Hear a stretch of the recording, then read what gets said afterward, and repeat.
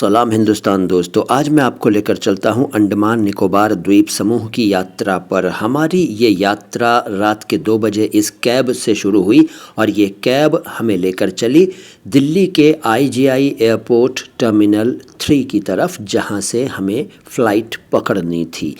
दिल्ली की सड़कों पर रात में भी अच्छा खासा ट्रैफिक रहता है। वैसे दिन जैसी हालत तो नहीं होती, लेकिन फिर भी ज़रूरत के हिसाब से लोग रात में भी जा रहे होते हैं। और अगर एयरपोर्ट के रास्ते की बात करें तब तो ट्रैफिक होता ही है। खैर, हम पहुँचे टर्मिनल 3 और वहाँ हमने सारी जो फॉर्मेलिटीज़ हैं, बोर्डिंग पास वगैरह लेना और बाकी चीज़ें, वो सब वहाँ करनी शुरू की। अंडमान घूमने के लिए दोस्तों आपको थोड़ा सा ज़्यादा पैसा खर्च करना पड़ता है। अगर आप पूछें कि कितना, तो मैं कहूँगा लगभग 40,000 से लेकर 50,000 रुपये पर हेड तो ख़र्चा आएगा ही। चौंकिए मत, इतना तो खर्च करना पड़ेगा। आप देख रहे हैं दिल्ली का खूबसूरत एयरपोर्ट। ये बहुत ही खूबसूरत एयरपोर्ट है। मैं अगर बात करूं कोलकाता के एयरपोर्ट की और पोर्ट ब्लेयर के एयरपोर्ट की, तो उन दोनों के मुकाबले ये काफ़ी ज़्यादा खूबसूरत है और बहुत बड़ा है। इनफैक्ट इसके अंदर जाने के बाद आपको प्लेन तक पहुंचने के लिए काफ़ी चलना भी पड़ता है अंदर। वैसे तो प्लेन तक तो आपको या तो बस मिल जाती है या प्लेन ही इस तरह से लगाया जाता है कि आप डायरेक्ट प्लेन में पहुंच जाते हैं, लेकिन चलना तो खैर पड़ता है। लेकिन चलने से बचने के लिए भी यहाँ इंतज़ाम है। अगर आप चल नहीं सकते तो यहाँ पर ट्रैवलेटर्स लगे हुए हैं। ट्रैवलेटर्स, मैं स्केलेटर की बात नहीं कर रहा हूँ। दरअसल ट्रैवलेटर भी एक तरह का स्केलेटर ही होता है, हॉरिजॉन्टल स्केलेटर होता है। अभी आपको दिखाऊंगा, पहले मैं दूसरी बातें बताऊं आपको। हाँ, तो मैं आपको कुछ और बताता हूं। देखिए, मैंने एक बात नोट की एयरपोर्ट पर। वहाँ वैसे कहते हैं कि एयरपोर्ट के अंदर चीज़ें महंगी मिलती हैं, ख़ास तौर से खाने पीने की चीज़ें।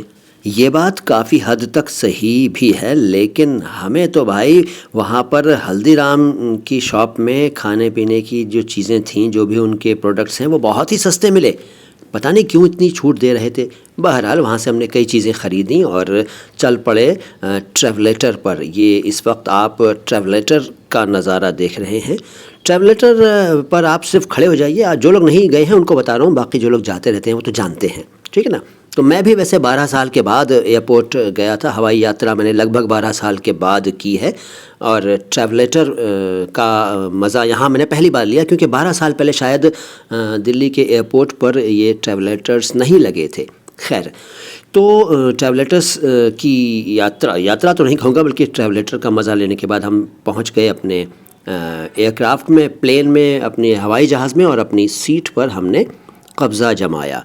हमारी तरह दूसरे लोग भी आप देख रहे हैं कि कब्ज़े जमाते जा रहे हैं अपनी सीट्स पर, और हम बैठे सीट पर और इंतज़ार करने लगे प्लेन के रवाना होने का।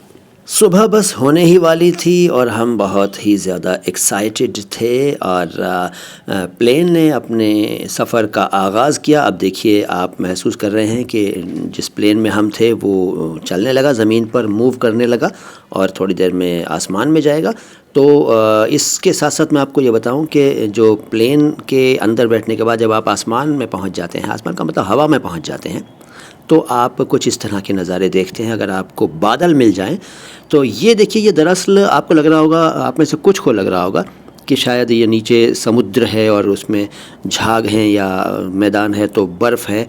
ऐसा कुछ भी नहीं है, ये आसमान में है। आसमान क्या कहें, बल्कि हवा में है।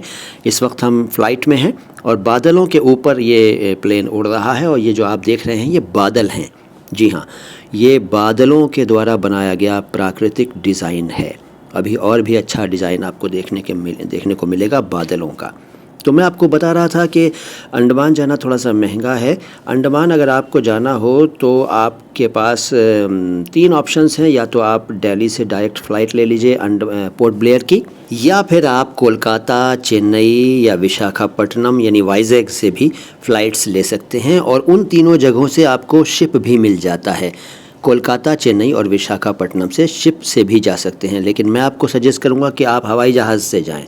एक तो शिप का किराया भी लगभग उतना ही पड़ेगा और टाइम बहुत ज़्यादा लगेगा। जी हाँ, शिप से मुझे बताया गया कि कोलकाता वगैरह से अगर आप जाते हैं, या बाकी 2 जगह मैंने आपको बताई, चेन्नई और विशाखापट्टनम, तो 48 घंटों से ज़्यादा का टाइम लगता है। अब इतने लंबे समय तक समुद्र में रहना कई लोगों के लिए परेशान कुन हो सकता है। कुछ लोगों को सी सिकनेस हो जाती है, तबीयत ख़राब हो जाती है, उल्टियाँ हो रही हैं या कुछ हो रहा है, तो बेटर है कि हवाई जहाज़ की यात्रा करें और ऐसे खूबसूरत नज़ारों का लुत्फ़ लें। कोलकाता से पोर्ट ब्लेयर की दूरी 1250 किलोमीटर से थोड़ी सी ज़्यादा है और वाइज़ैग और चेन्नई से भी कमोबेश इतनी ही है, यानी अच्छी खासी दूरी पर स्थित है पोर्ट ब्लेयर। अब जो आप नज़ारा देख रहे हैं ये कोलकाता का आसमानी नज़ारा है। अब जिस फ़्लाइट में हम थे वो लैंड करने वाली है। कोलकाता की बिल्डिंग्स नज़र आ रही हैं। अब फ़्लाइट ज़मीन पर आ जाएगी और इसके बाद जो होगा वो हम आपको अगले वीडियो में बताएंगे, क्योंकि ये छोटा वीडियो मैंने जानबूझकर रखा है क्योंकि लंबे वीडियोज़ से लोग बोर हो जाते हैं। तो आज की मुलाकात यहीं तक, इससे आगे का हाल अगले वीडियो में देखिएगा ज़रूर। लाइक कर लीजिए। सलाम हिंदुस्तान।